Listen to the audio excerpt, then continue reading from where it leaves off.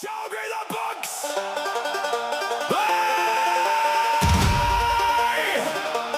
Show me the books! Show me the books!